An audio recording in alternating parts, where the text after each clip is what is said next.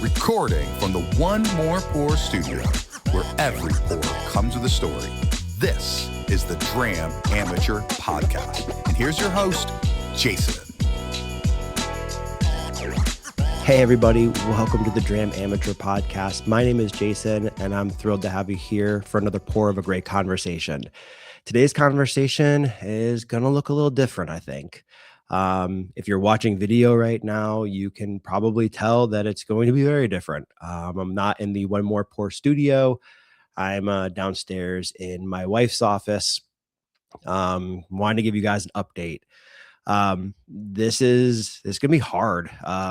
It's going to be a little different. I'm going to tell you the backstory and then kind of tell you where I'm at with everything. And we'll go from there.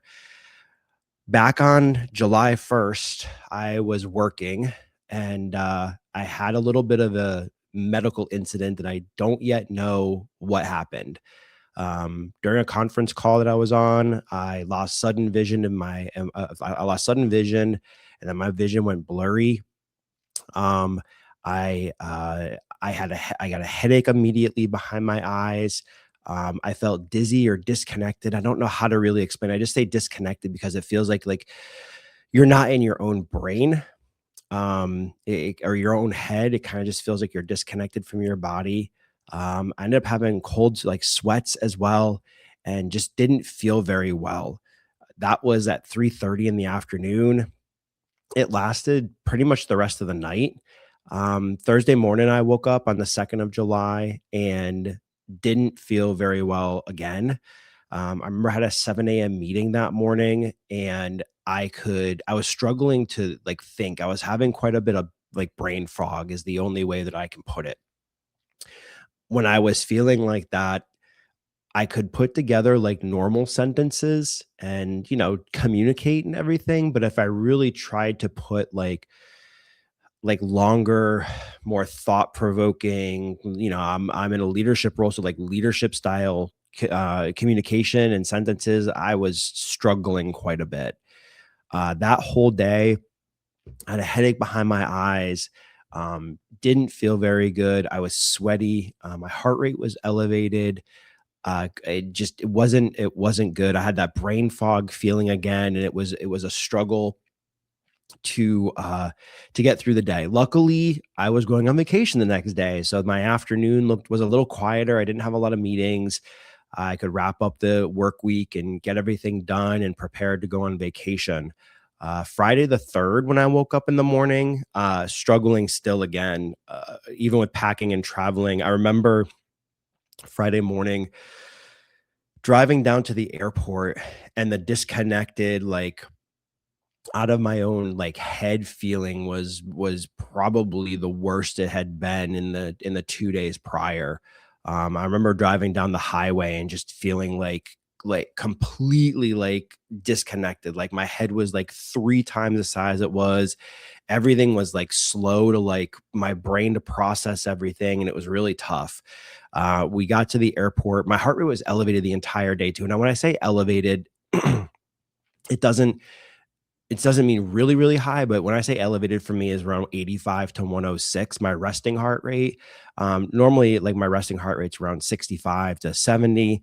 If I'm doing something, or if I'm walking, obviously it's higher than that. It's in the 120s, 130s. But for me, just to be doing normal activities and have a heart rate above 90 to 110, it's really not me in any way, shape, and form. So when we got to the airport, we settled in, hung out for a little bit before our flight. And I just remember being absolutely so uncomfortable. Did not feel like myself. My head was all over the place. I was sweaty. I was just felt absolutely miserable. Couldn't get cool. And, it was tough. So I was really kind of concerned at that point because I was like, hey, we're about to fly out. Is something more wrong with me? Do I need to cancel our flight or rearrange it and go to the hospital? And I said, you know what? We're going to San Francisco. It's going to be cooler when we land. It's not as hot as it is here in Atlanta. I said, let me just, close my eyes in the plane. Let me try to get some rest. Let me just take my time and just be with myself for the flight. And we'll see how I feel when I get to San Francisco. So I did that. I slept a little bit on the plane, which I think was good. And then we got to San Francisco and the temperature was like 65 degrees. It was beautiful, no humidity. And my body kind of settled down a little bit. Definitely not as bad as it was when I was in Atlanta or Wednesday or Thursday. Saturday morning, I woke up and I had a slight headache still behind my eyes, but nothing really major by any stretch of the imagination. I felt better starting throughout the rest of the day, Saturday into Sunday as well, which was good. We did a lot of walking and everything as well. Vacation was fantastic. I was active on vacation. I'll tell you all that so you guys understand kind of, where I'm at and why I'm struggling right now.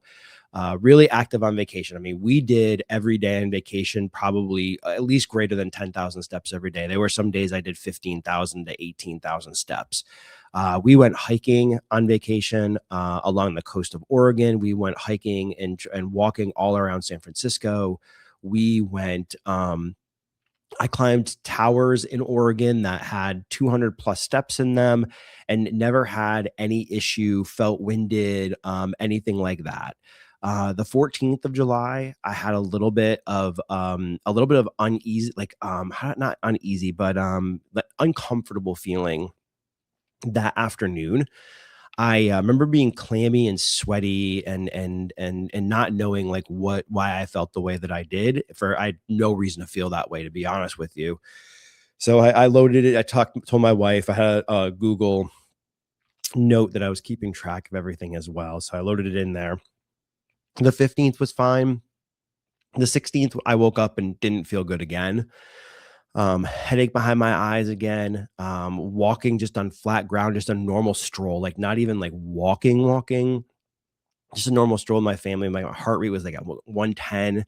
I remember sweating through my t-shirt that day because I had like a backpack on and my back was just absolutely drenched. I was sweating so much. My heart rate was elevated, had that disconnected feeling again. And didn't really know why. We went to a museum that day, but then I started feeling better around like 2. So like the symptoms subsided around like 2 p.m. and started to feel better. And then we flew back on Friday and everything was fine coming home. So Friday, Saturday, Sunday, everything was good. On Monday, when I came back, I felt a little off. It wasn't terrible. I didn't have like a severe brain fog. I didn't have a headache or anything like that. And I told my wife the entire time on vacation, right? Like if I had a bad day like that, I was going to go to the hospital. I was going to avoid the hospitals in San Francisco, but hospitals like along the Oregon coast, I was going to go check those out and go. But I really never had like a really bad day except for that last day in that we were on vacation and it subsided. So it really wasn't a big deal. But when I came home that Monday, it was a little bit elevated. And because of that, I knew I wanted to go to the doctor anyway. So I went ahead and called the doctor and they said, "Can you come in immediately?" And I'm like, "Absolutely. Yeah." So I went in, they hooked me up to an EKG. My EKG was completely fine. They did a glucose test, which was normal. Maybe a little above normal, but they said nothing alarming. Like I think the lady said, she's like, "Where your glucose level is, I would tell you at the next birthday party, avoid the piece of cake," that kind of thing. So I was like, okay, that's fine. And I already watched my carb intake and I don't eat sweets a lot. So like it was nothing to kind of be worried about. They did a full blood panel on me as well. So they took all my blood and then said, "Hey, we're going to make you a referral to the cardiologist. We really want you to go see one and see what's going on." So I had a referral for August 7th. So I left, everything was good. Tuesday, Wednesday, everything was good. They called me with my test results on Thursday morning. She says, "Your blood work looks completely fine." They did a full blood panel. Everything looked good. My cholesterol was elevated a little bit, but even then she says, "You are on the lowest elevated level that you can possibly get." And she's like, "You can just control that with diet," right? She's like, take a fish oil pill, eliminate beef from your diet or cut back on your beef in half. Just watch what you're eating, things like that. And I said, okay, she's like, nothing to be alarmed about in any way, shape, and form. So I was excited about that. I was happy, but I was still like not understanding why I felt bad. The next day, Friday morning, I woke up and I had a pretty nagging ache in my chest. Um, I don't want to say it was a pain, but it's almost like if you have like a gas bubble or something like that. Like that's how it felt. I noticed it, and it was something I had never noticed before. So I said, okay, let's watch this throughout the day. A little bit of the foggy feeling again. I think I remember having a little bit of a headache, but nothing really again like major like the first time. 1:15 that day, right before a call I was supposed to jump on at work. I had a very sharp pain in my chest where that other pain was all day long, and my vision went blurry again. My head got spacey again as well. Uh, I had sweats again, and I knew something, like I was wondering what happened. So went on the call, got through the call, and then my wife was on a call for a while. So I just sat there for a little bit in quiet and just kind of like checked in with myself, right? And tried to see how I felt. I got up a couple times and felt a little better walking around. So I'm like, am I just, am I like, oh, and the pain in my chest was a little bit more like, it was there a little bit more after that sharp pain. So like I felt the chest pain a little bit more. So I would sit there and walk around for a little bit and feel a little bit better. And then I'd sit back down and I was like, just checking in with myself again. And that the disconnected feeling was still there. And I was like, okay, man, I'm like, I got to go to the hospital, right? Because if I'm having a chest pain all day long, followed by a sharp pain, and then that area where the chest pain was is even worse now. It wasn't horrible, right? And I say that because I always also have a pretty high pain tolerance, but it wasn't terrible. It was still bearable. But I said, you know what? I need to go to the hospital. So we went to the hospital. They put me in an EKG again, took my blood pressure, all of that stuff. They ended up doing a full blood panel again, and they did a heart X-ray as well. So we were there for a few hours. They brought me back to a room and was about to hook me up on the EKG and get me settled in. It appeared I was going to spend the night. And then the nurse practitioner came in. We talked for a little bit. She asked me about my last couple of weeks, what's been going on. I told her my concerns, obviously, been a completely healthy human being until July 1st. I don't know what happened. Exercise every single day, walked a lot when we were on vacation, all that stuff. Right. And she said, okay. And then the doctor came in and she said, Jason, your blood panel looks fantastic. She said, your heart X-ray looks completely fine. We're discharging you. I was starting to feel better also at that point. So a little bit of frustration on my side. Like, I'm like, okay, whatever has happened has started to subside. I'm like, why am I here? Let's go home. So I'm kind of glad they sent me home.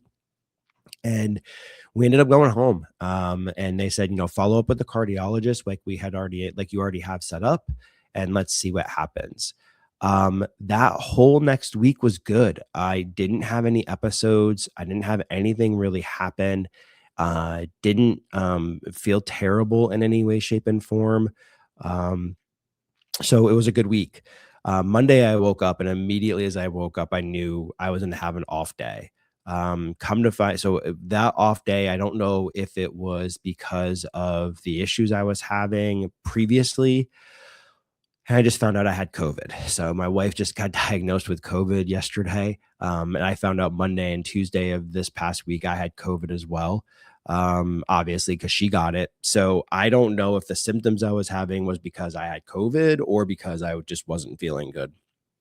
But anyways, the brain fog was there. The elevated heart rate was there. The not being able to think was there. The headaches were there. Those kind of things. I'm attributing it to the COVID because for me, it like makes obviously the most sense, but still obviously watching it. So that was the last like incident I had. I went to the cardiologist on this past Friday, and the cardiologist looked over everything, talked to me about my health, took his time, which is, I'll be honest with you, for a couple things, like it was really nice to see somebody just take their time with you and not rush you through, ask you questions, listen to your feedback and what you do and don't want to do, and consider that.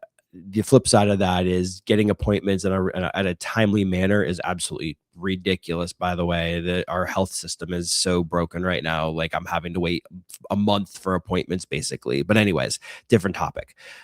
So he sat down with me. He looked at me and he says, Jason, he says, there's nothing exciting in your blood work. And I'm like, sorry to disappoint you, doc. He's like, no, it's a good thing. He's like, I can't see anything that is alerting me in any way, shape, and form to any of the symptoms you're having. He said, I do understand your concern, though. He says, you've explained to me you are a healthy guy, not having any issues. I went over, hey, I have like a couple of drinks on the weekends, like, 3 to 5 drinks on a Monday, Saturday thing. Occasionally on a Sunday, I'll have one, or a Thursday. A Monday, I might have one when I'm playing cornhole. But other than that, that's it. And that's even if I do, right? And then I told him, I said, I have a cigar, maybe 2 once a week, right? I told him, I said, I'm active. I walk every day. I told him, I said, I walked 6 miles this past Saturday. I said, the morning I had COVID, I woke up and walked a 5K. And I told him, I said, I averaged like a decent pace as well. And he was even shocked. He didn't know I had COVID, and I didn't know at the time either, but I was just telling them with my symptoms, I still got up and walked and everything was fine. And he's like, you didn't feel out of breath or anything? I said, no. I said, that's the thing. I said, the doctor at the hospital asked me, hey, did you when you walk across the parking lot, are you having to pause and sit down and like catch your breath? And I'm like, no. I'm like, I walk, like my average mile is 15 minutes when I'm walking. I'm like, that's, she's like, that's pretty brisk. And I'm like, yeah. So I'm like, I don't understand why I'm feeling the way I am. It's part of my frustration right now. So he told me, he's like, Jason, I hear what you want.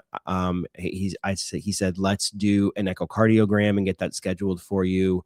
Let's do a stress test and get that scheduled for you. And they assigned me a heart monitor that I've got to put on. So it's a heart monitor I wear for 2 weeks or 3 weeks or whatever it is. And then you can press it if you have an incident, but it monitors all your information. That way, if something does happen, because mine have been so spaced out, that they can try to figure it out when they look at all the information. And it's also connected to that if there is something that happens and they pick something up, they'll be alerted of that, and then they can take action on it immediately. So, and that's my thing, right? It's sporadic. It's not every day. It's, every 7 days, 5 days, if it even happens, right? It's that right now for me. So I told them, I said, hey, I cut out all beef. I started taking fish oil. I had a hamburger on Friday because I missed freaking hamburgers so damn much, man. But I told him, I said, I feel like I'm doing good. So he told me, he says, I hear you. And he says, I understand. So let's get those scheduled. Let's get those done. He said, that will at least give us a little bit more insight into what's going on.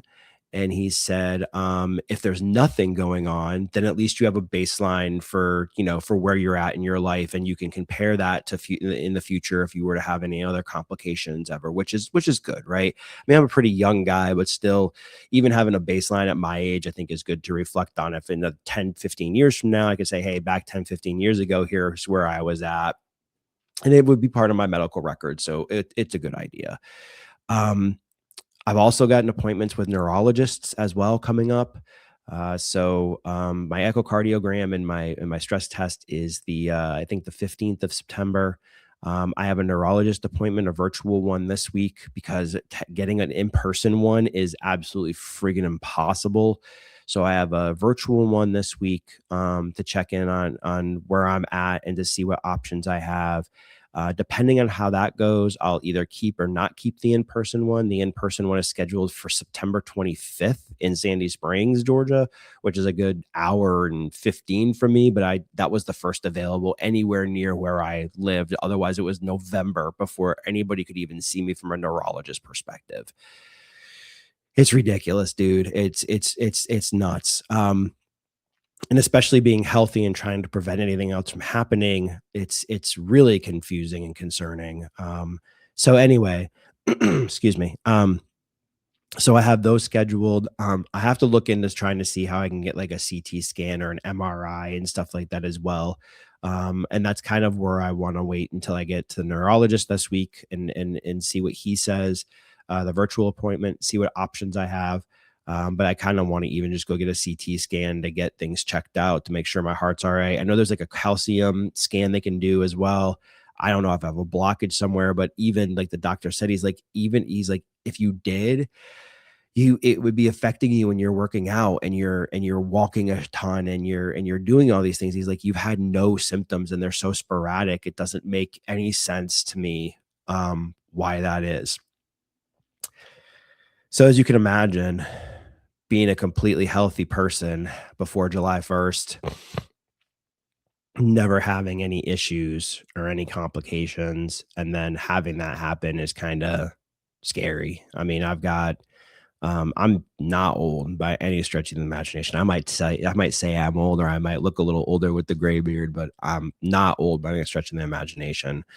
I got 3 teenage kids that I want to see grow up and everything as well. So I need to make sure, obviously, that I'm doing the right things for myself, health wise, and my family, to make sure I'm not keeling over in the next year or something like that, or sooner, or even 5 years, right? Like I want to live till I'm 80 at least, hell longer if I possibly can. So I have it's been tough. If you guys have not noticed, my Instagram engagement has gone way down.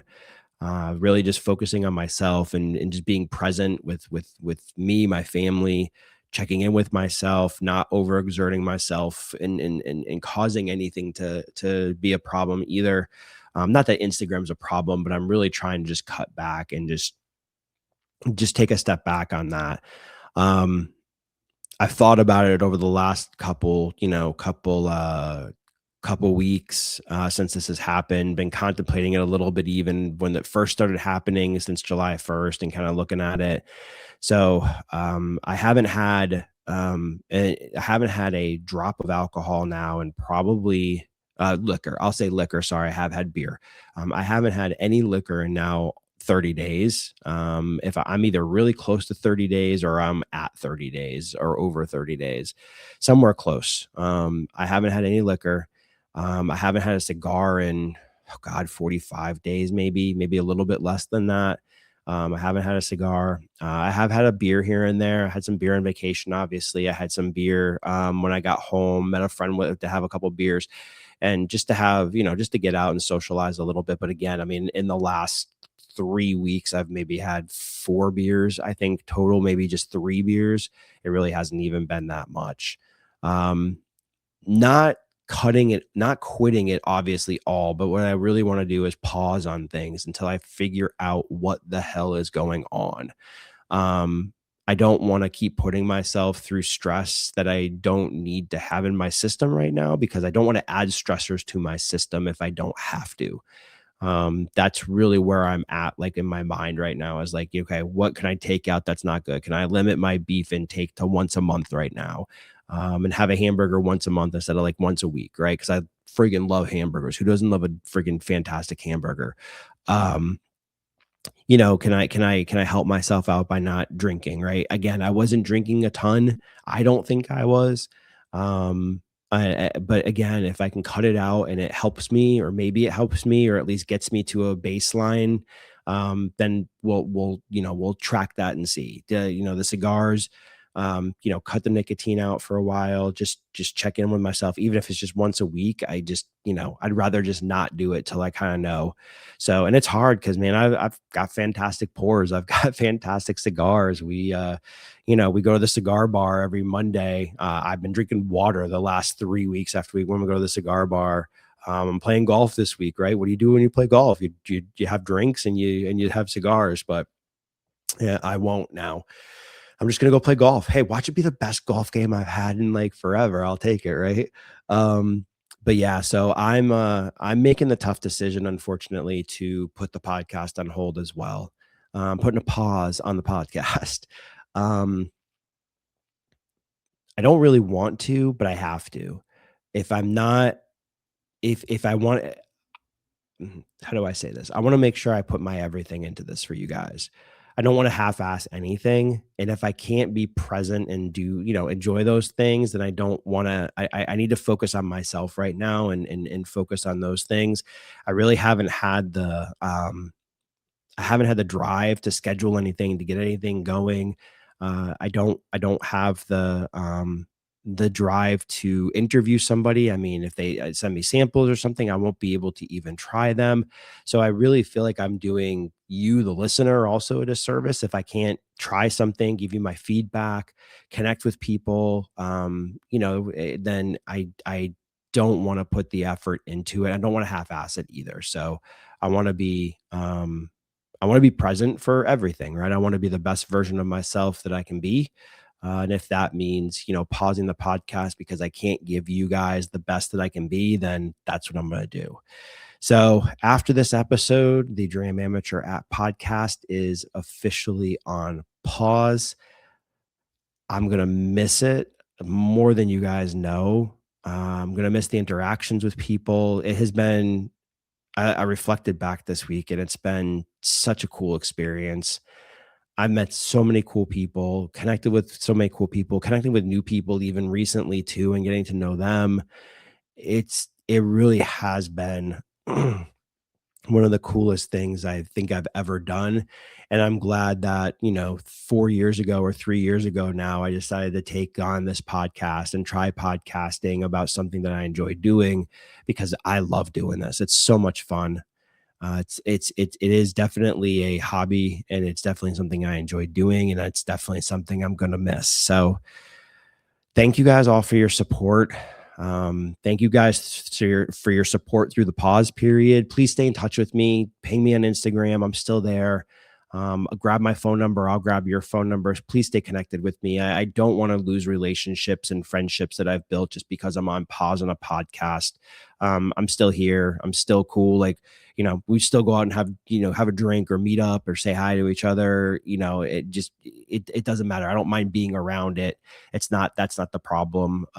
It's more of just, I have to make sure that I'm okay first before I start to have another drink, right? I'm not quitting drinking right now because I don't know if that's the answer. I'm not selling my collection or anything like that because I don't know if, because I'm quitting drinking. I'm literally just kind of putting a pause on all of it because I've got some fantastic pours. There's some fantastic bottles, and I really want to enjoy them and appreciate them and share them. Whether I do that with a podcast in the future or not, I don't know. But honestly, I would love to, right? I would love to come back. Take the podcast off of pause and really enjoy myself and get connected with more people and share your stories as a part of the community, share different brand stories and everything as well, because I've met some amazing people. So bear with me. Thanks again for all your support. I'm still there, maybe just not as present as I was, but grab my phone number, stay connected with me other ways. Thanks for your friendships. Thanks for all your support. And we'll see how this journey continues. We'll see what the next couple months bring and see if I get some answers on what's going on. And then if I don't get answers, we'll either maybe try to introduce it back into my life a little bit and just see how it goes. Or, I'll have to make a hard decision to just stop drinking and sell off my collection or whatever I need to do. So yeah, that's the update. So I'll put this out here too. If anybody's a co-host for a podcast, I'd love to co-host with you, man. I don't think you guys realize like how much this is like an outlet for me, and it's a hobby for me. And I love doing this. I love podcasting. So to know that this is being taken away, or not being taken away, I should say, being put on pause it's a pretty hard decision for me. It really, really is. It's a really hard decision. So if anybody needs a guest, please give me a call. I'd love to be a guest in your podcast. Anybody needs a co-host, please give me a call. Anybody has ideas for new podcasts, I'm open to them, right? Like call me, drop me an idea. Sometimes I'm not the most creative person when it comes to these things. So it'll be hard for me to come up with something different than but I would love to hear ideas. So, but again, thanks guys for everything. again, not goodbye, just a pause. Stay in touch with me, please. But thank you guys for all your support. It really does mean the world to me. And until we get to share one more pour together, cheers, guys. Take care. That wraps up another episode of the Dram Amateur Podcast. Thanks for being part of the community and the conversation. Until we get to share one more pour together, cheers.